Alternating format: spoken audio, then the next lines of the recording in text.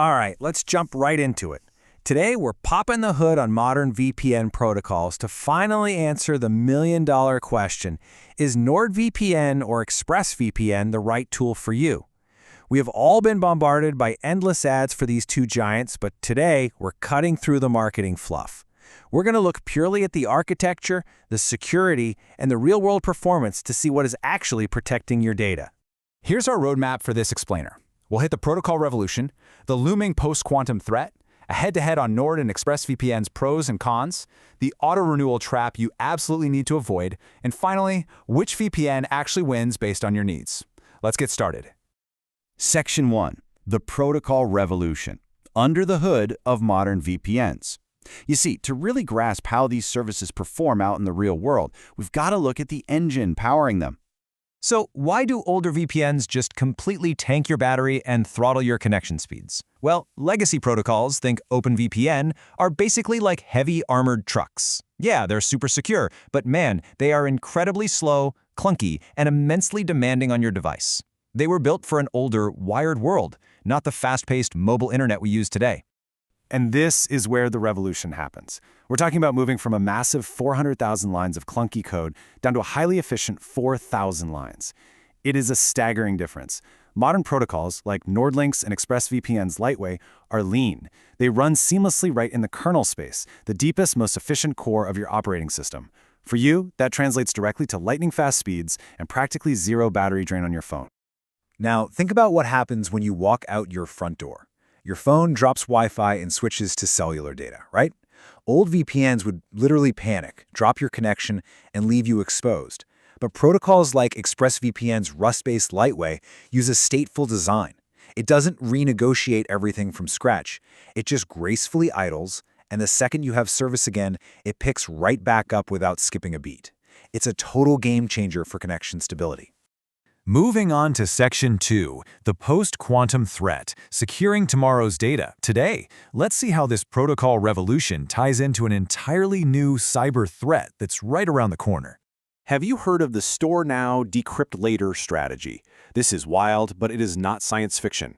Adversaries are actively downloading and hoarding your encrypted traffic right now. They're just sitting on it, waiting for the day when quantum computing becomes a reality so they can crack it wide open.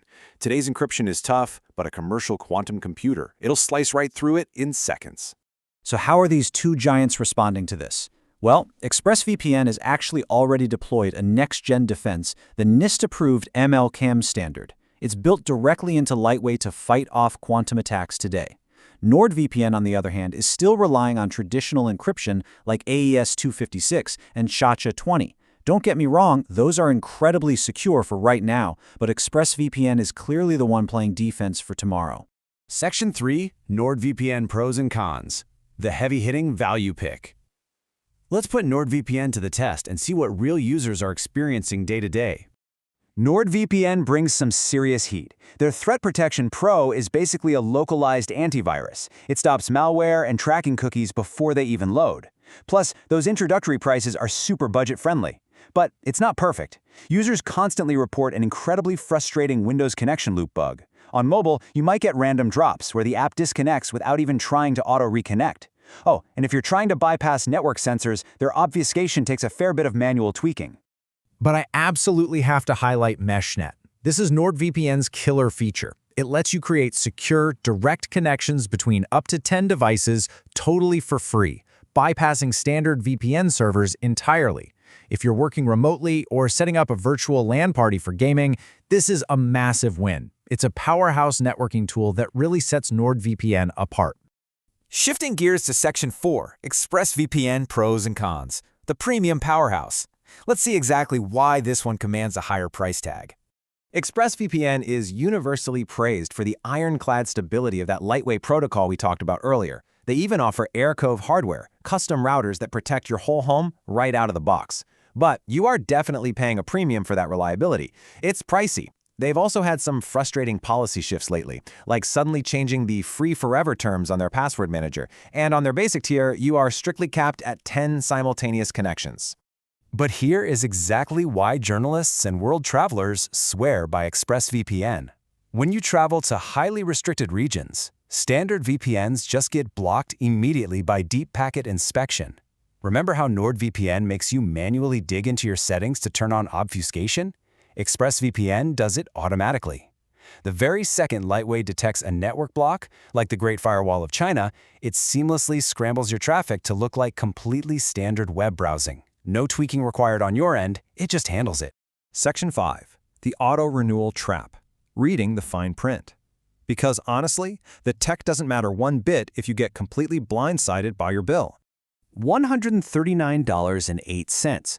That is the jaw-dropping standard annual renewal price that completely shocks many NordVPN users once their sweet, highly discounted introductory deal finally runs out. Just look at this actual Reddit user, G. Schultz, who signed up for about $75 for 2 whole years, only to get hit with a $150 charge for just 1 year on renewal. Look, both Nord and Express use these massive upfront discounts to get you in the door. The absolute biggest takeaway I can give you? Turn off auto-renewal the very same day you sign up. Seriously, do not let an awesome deal turn into a massive financial headache down the road. All right, Section 6. Which VPN wins? Choosing your perfect match. We've looked at the engines, the bugs, the censorship tech, and those tricky pricing traps. So who actually takes the crown? The truth is, there isn't a single one-size-fits-all winner. It all comes down to your digital lifestyle. Go with NordVPN if you're looking for long-term budget savings. You absolutely need that free Meshnet for gaming or remote work, and you want a built-in antivirus replacement. It is the undeniable champion for the budget conscious. But go with ExpressVPN if you're traveling to highly censored regions, you demand absolutely uncompromising connection stability, and you want that future-proof post-quantum protection. ExpressVPN is the clear winner for globetrotters and power users. So, before you hand over your hard-earned money, ask yourself this. Are you optimizing for your wallet right now, or are you securing your privacy for a post-quantum future? What kind of digital life are you actually trying to protect? Take a long look at your threat model, weigh the features we've unpacked in today's explainer, and make the choice that's right for you. Thanks for joining me, and stay secure out there.